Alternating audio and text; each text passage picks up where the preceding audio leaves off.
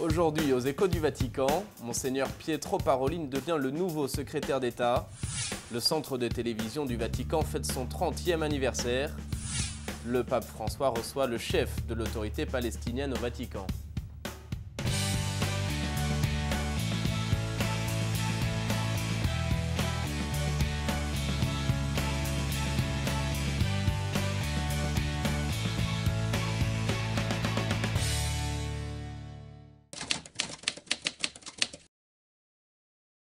Bonsoir à tous, c'est un plaisir de vous retrouver. Bienvenue aux Échos du Vatican.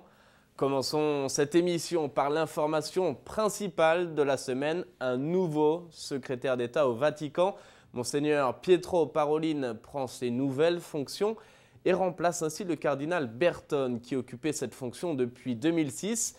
Le passage de témoin s'est fait en présence du pape qui a salué la fidélité et la loyauté de l'ancien secrétaire d'État.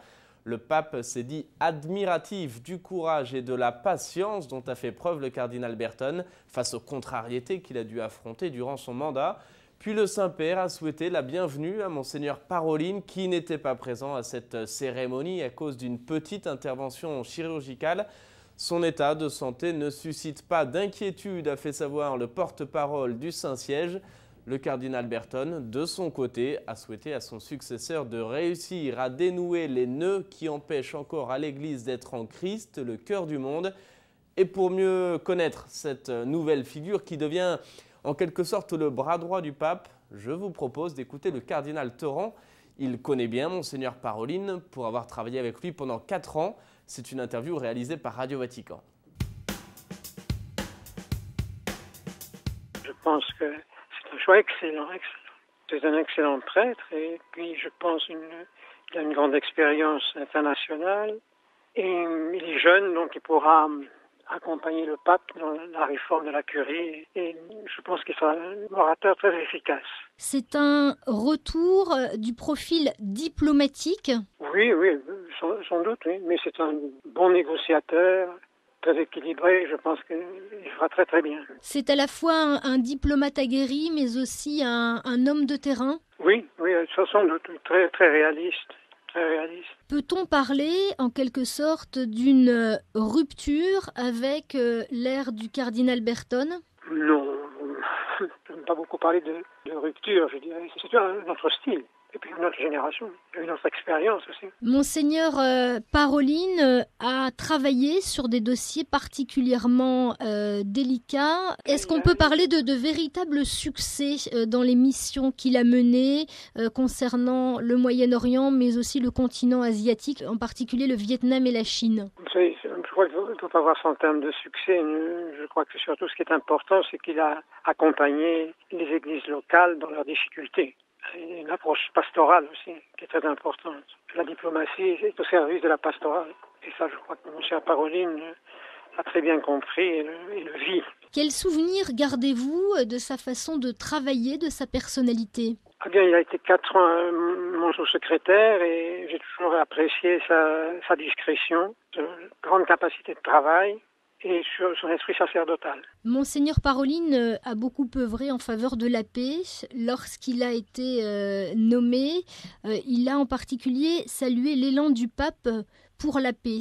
Ce sont 2 personnalités qui peuvent véritablement travailler en symbiose. Je pense, oui, parce que ce sont 2 hommes qui sont très calmes, de vie intérieure et qui ne se laissent pas impressionner, disons, par les événements. Je crois que c'est 2 tempéraments qui iront très bien ensemble. Et je souhaite à Monseigneur Parolin beaucoup de succès dans ses nouvelles fonctions.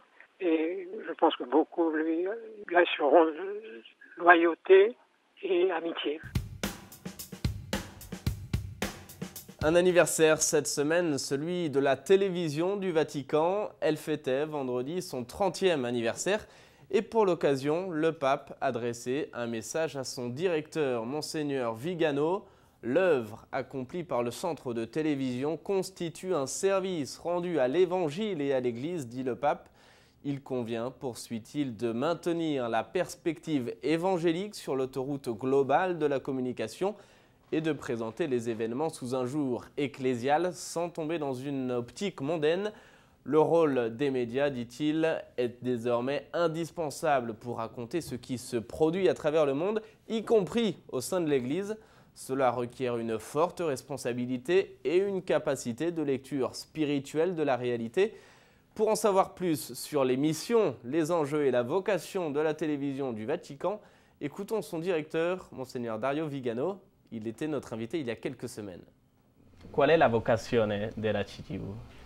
La vocazione è molto semplice, quella di documentare e raccontare le iniziative della Santa Sede, l'immagine e il magistero del Papa. Questo è quello che dobbiamo fare per statuto. Diciamo che è più dinamico perché certamente lo stile comunicativo ha un impatto molto forte, molto diretto, un linguaggio semplice, concreto, ma soprattutto è molto dinamico, per cui penso ad esempio rispetto al nostro lavoro che l'udienza del mercoledì è molto lunga, non tanto per il momento di parola, cioè non tanto per l'insegnamento, la catechesi, quanto per tutto il giro e tutti i saluti personali che fa. Quindi noi abbiamo l'operatore con la ANG che sale e scende dalla macchina secondo che il Papa salga o scenda a benedire gli ammalati. È molto bello però perché vuol dire essere proprio a disposizione dentro questo grande soffio dello Spirito di Dio. Ma puoi dire che il lavoro adesso è un po' più difficile? È un po' più difficile perché, diciamo, in un pontificato, quando si stabiliscono alcune procedure, sono sempre quelle, e per un centro di documentazione è molto più semplice anche progettare i turni, per esempio, degli operatori rispetto. In questo momento invece forse siamo ancora agli inizi, è difficile perché sono tante sorprese, allora dobbiamo sempre essere pronti. Possiamo dire che il CTV in questo momento è H24, cioè è sempre disponibile a qualunque momento e a qualunque iniziativa del Santo Padre.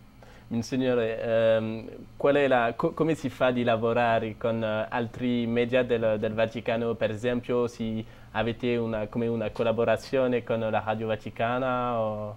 Certo, dunque intanto abbiamo un'ottima relazione con tutti, dall'Osservatore Romano alla Radio Vaticana, che sono gli altri due media vaticani, ovviamente col Pontificio Consiglio delle Comunicazioni Sociali. E poi per esempio tutti i Vatican Player, NewsVa, The Pop-Up, tutti vivono con le immagini del CTV che vengono montate insieme all'audio di Radio Vaticana, quindi c'è proprio un legame, direi, naturale, connaturale tra la radio e la televisione. Ultima domanda, sei arrivato qualche mese fa alla CTV, c'è un'aneddota o qualcosa di forte che puoi dire, un bello ricordo, il più bello? Beh, diciamo non tanto personale perché le cose personali non si raccontano, però per esempio ho una testimonianza molto precisa di quanto il Papa sia molto attento alle singole persone. Ricordo per esempio che il giorno di Pasqua l'operatore mio per salire sulla papamobile è scivolato sui fiori, si è fatto male, però è salito ugualmente sulla macchina perché noi non possiamo non mandare le immagini a tutto il mondo, e quindi ha ripreso il Papa per il giro conclusivo sulla piazza. Bene, dopo un'ora il Papa ha mandato a chiedere come stava questo nostro operatore. Ecco, per dire che qui si vede la persona attenta non alle folle, ma alle singole persone che sono i suoi singoli collaboratori. En 30 ans d'existence, donc, la télévision du Vatican a d'abord connu Jean-Paul II, puis Benoît XVI et enfin François. Trois papes qui ont en partie exercé ou qui exercent encore leur pontificat face aux caméras. Les innovations technologiques ont évolué, l'Église communique notamment à travers l'image et les derniers pontifes ont su mettre cette innovation au service de la nouvelle évangélisation. C'est ce que nous explique Marie Malzac, journaliste à Immédiat. Bonjour, vous ne le savez peut-être pas, mais si KTO et d'autres chaînes de télévision catholiques ou non à travers le monde permettent de suivre les célébrations du pape, c'est grâce aux images tournées essentiellement par le centre télévisé du Vatican, le CTV, comme on le dit en italien, à savoir la télévision officielle du Petit État. Ce mois-ci, cette institution, voulue par Jean-Paul II, fête ses 30 ans. 30 ans au cours desquels les médias et l'Église ont connu d'importantes évolutions, une période au cours de laquelle les relations entre la télévision et l'Église ont ainsi profondément changé. Jean-Paul II fut sans doute le premier pape à comprendre que les médias, et ceux de l'image en particulier, pouvaient être un instrument précieux d'évangélisation. En choisissant ensuite d'assumer jusqu'au bout son ministère, malgré sa maladie, il a fait participer le monde entier au dernier moment de sa vie et ses funérailles furent, elles aussi, un événement planétaire. Cette tendance s'est ensuite confirmée lors du pontificat de Benoît XVI. Son départ en février dernier a été filmé dans un style cinématographique pour raconter au mieux cet événement historique. De même, le monde entier a pu suivre le conclave et les premiers pas du pape François. Pour Monseigneur Vigano, directeur du CITIVU et expert en communication et en cinéma, il s'agit de mettre l'innovation technologique au service de la nouvelle évangélisation et d'adapter ainsi les techniques aux circonstances. Le style très direct du pape François a ainsi nécessité une adaptation et de revoir les méthodes de tournage. Ainsi, on voit par exemple davantage de caméras dans la foule ou des plans plus rapprochés pour voir le pontife dialoguer avec les fidèles et permettre aux téléspectateurs de vivre au plus près l'émotion d'une rencontre avec le pape. Le pape François, dans un message transmis vendredi dernier aux responsables du CITIVU, véritable pèlerin de la communication, les a remerciés pour leur œuvre contribuant à rapprocher l'Église du monde et à faire parvenir les paroles du pape à des millions de catholiques, y compris là où professer sa foi peut être un choix courageux. Construire des ponts avec le monde, persévérer dans une perspective évangélique et ecclésiale, offrir un service d'une qualité toujours plus grande, telle est la mission, selon le pape François, de la mère de toutes les télévisions catholiques. Je vous dis à la semaine prochaine. Et c'est justement face aux caméras du centre télévisé du Vatican que le pape François a poursuivi son cycle de catéchèse sur le Credo. Mercredi, lors de l'audience générale, il a orienté sa réflexion sur la dimension apostolique de l'Église, développant sa catéchèse en 3 points dont nous allons écouter le résumé. Mais avant cela, et comme chaque semaine, le pape a pris le temps de parcourir la place Saint-Pierre pour saluer les fidèles, embrassant notamment les enfants et les malades. Un message d'ouverture et d'attention à l'autre accessible au monde entier grâce à la télévision du Vatican. Chers frères et sœurs, l'Église est apostolique à cause de son lien profond et constitutif avec les apôtres choisis, appelés et envoyés par Jésus. Elle est fondée sur leur prédication, leur prière et sur l'autorité que Jésus leur a donnée. Elle est comme un édifice formé de pierres vivantes que sont les chrétiens et dont la pierre angulaire est Jésus. L'Église est apostolique en ce sens qu'elle garde et transmet avec l'aide de l'Esprit Saint l'enseignement, le bon dépôt, les saines paroles entendues des apôtres. Elle conserve la Sainte Écriture, la doctrine, les sacrements, le ministère des pasteurs, de telle sorte que nous puissions être fidèles au Christ et participer à sa vie. L'Église est apostolique car elle est envoyée pour porter l'Évangile au monde entier. Une Église qui s'enferme sur elle-même et sur son passé trahit sa propre identité. Découvrons alors toute la beauté et la responsabilité d'être Église apostolique. Dans la semaine, le pape a rencontré les participants à l'assemblée plénière du Conseil pontifical pour la nouvelle évangélisation. Devant une 50aine de personnes réunies dans la salle Clémentine, le pape a développé sa vision de l'évangélisation. Il rappelle qu'il faut se concentrer sur l'essentiel, sur le Christ lui-même. On écoute un résumé de son allocution. La nouvelle évangélisation doit se baser sur la primauté du témoignage, aller à la rencontre de l'autre avec un projet pastoral centré sur l'essentiel, a souligné le pape François en parlant à l'assemblée plénière du Conseil pontifical pour la promotion de la nouvelle évangélisation. Il est nécessaire de réveiller la foi face aux attitudes d'indifférence en montrant que l'Église est composée de personnes qui vivent ce en quoi ils croient, alors que dans nos sociétés il n'en est pas toujours ainsi. L'Église est invitée à susciter l'espérance et ses portes sont toujours ouvertes. Elle doit proposer une pastorale qui invite à l'essentiel et qui reste bien centrée sur l'essentiel, Jésus-Christ. Il est inutile de se perdre dans tant de choses secondaires ou superflues, mais de se concentrer sur la réalité fondamentale qui est la rencontre avec le Christ, avec sa miséricorde, avec son amour et d'aimer nos frères comme lui nous a aimés. Et puisque nous parlons de la foi, sachez que le Conseil pontifical pour la culture a organisé dimanche une course de la foi, une épreuve de 100 mètres à proximité de la place Saint-Pierre, une course relais symbolique à laquelle ont participé des jeunes, des séminaristes, des parents et des prêtres. Une manière de dire que la vie chrétienne, comme disait saint Paul, est une course de génération en génération accomplie pour remporter la couronne incorruptible.